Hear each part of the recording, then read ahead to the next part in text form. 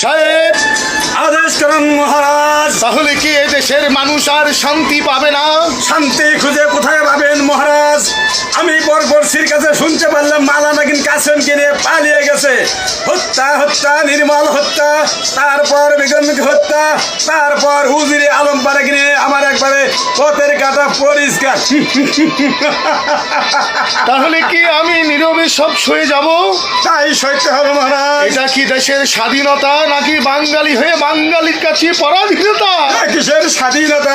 সাহেব আদেশ করেন মহারাজ। তাহলে কি এ দেশের মানুষ আর শান্তি পাবে না? শান্তি খুঁজে কোথায় পাবেন মহারাজ? আমি বরবর্ষীর কাছে শুনতে পারলাম মালা নাগিন কাসেম কিনে পালিয়ে গেছে।